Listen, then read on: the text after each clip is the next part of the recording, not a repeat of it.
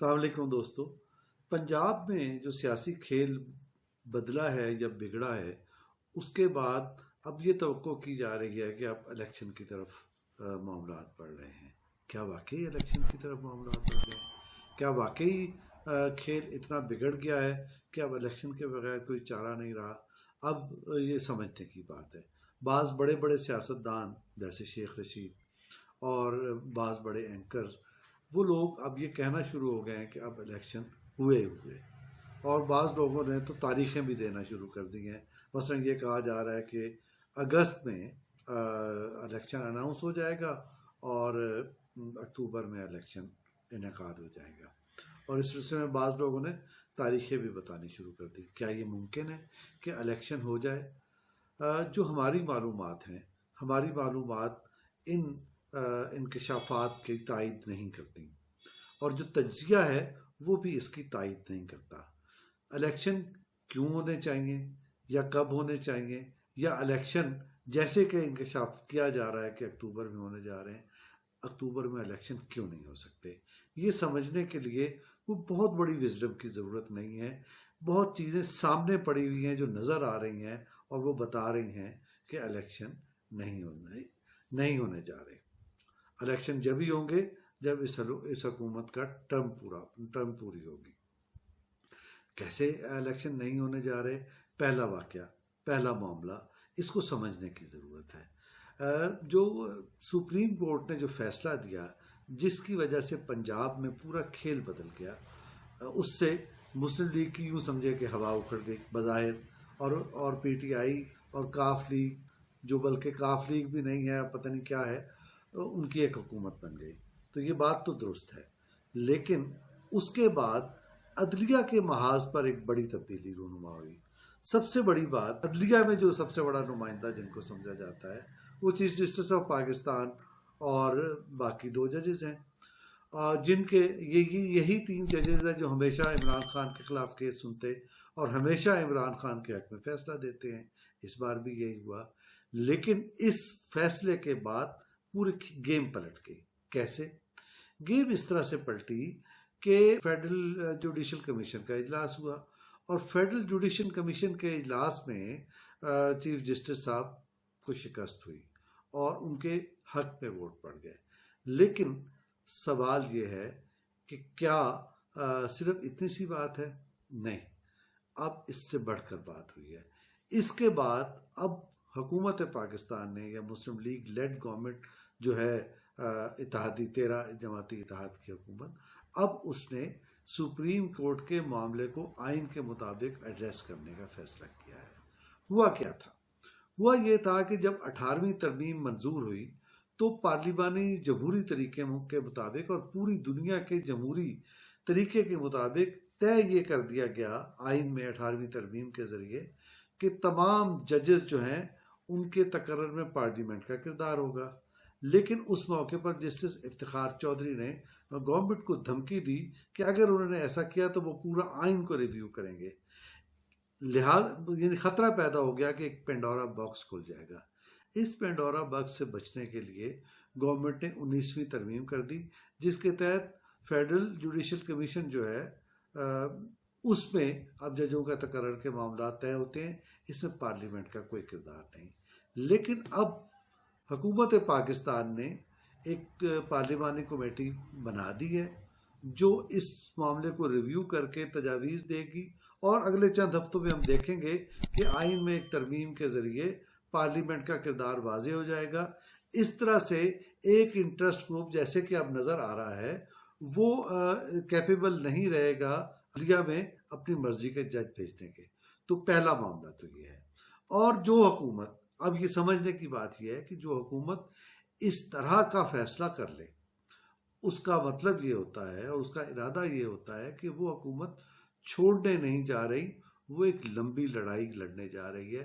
तो ये जो इदारों के साथ अब हुकूमत ये पहली टक्कर ले रही है, और ये पहली टक्कर किस बुनियाद पर ले रही है?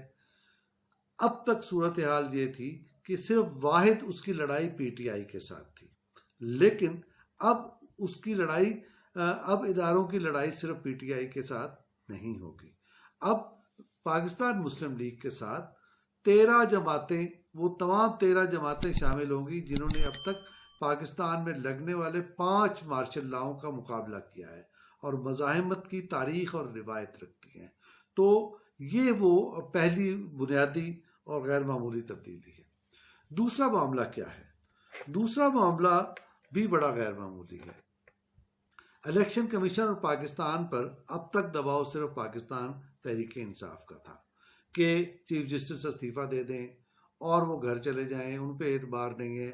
और इसके बावजूद वो ये कह रहे थे कि वो उनके अपने लाए हुए हैं और उनके अपने बयानात मौजूद हैं जिसमें वो इनकी वकालत कर रहे थे सिकंदर सुल्तान राजा की, लेकिन अब वो उनके खिलाफ हो गए। सबब क्या था? सबब ये था कि वो फॉरेन फंडिंग केस के मामले में डिटरमिन हो गए और उन्होंने उसकी गैर जानिबदाराना तहकीकात करा के जुर्म को साबित कर दिया। अब जुर्म साबित हो चुका है।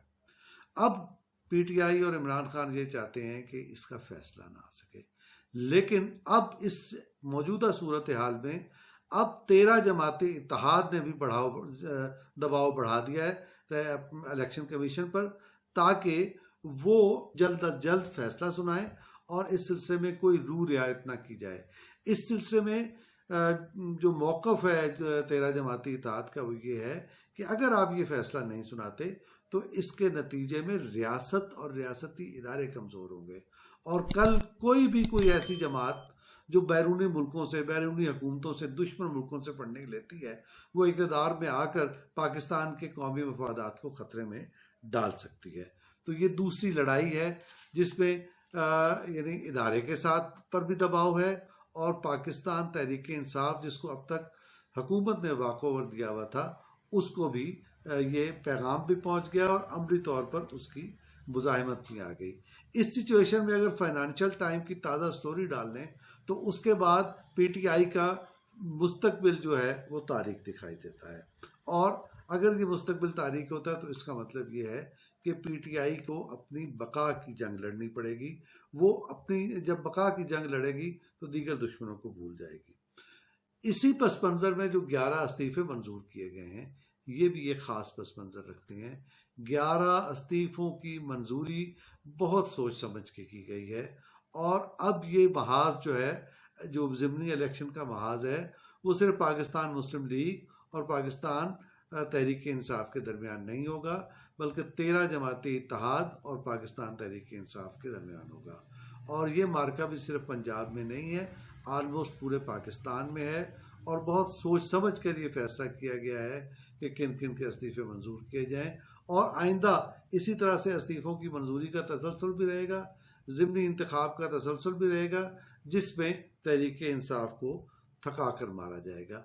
तो ये स्ट्रेटजी जो है हुक्मरान इत्तेहाद की वो ये बताती है कि वो इलेक्शन की तरफ नहीं जा रहे, वो अपना इक़्तिदार एक्सरसाइज करके अपने मुखालिफिन को आइन के दायरे में ला रहे हैं, सियासत के दायरे में ला रहे हैं और ख़ास तौर पर जो अपने सबसे बड़ा उनका दुश्मन है और उनका सबसे बड़ा मुखालिफ है पाकिस्तान तहरीक इंसाफ और इमरान खान, उनको अपने हदूद में लाने की कोशिश की जा रही है। तो ये एक तवील जंग है, ये एक तवील लड़ाई है और इसके पीछे बहुत बड़ी हिकमत अमली है।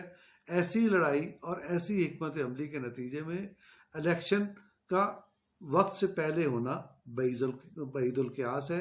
अब इलेक्शन अपने वक्त पर ही होंगे और इस सिचुएशन में हम एक नई किस्म की लड़ाई लड़ते हुए देखेंगे।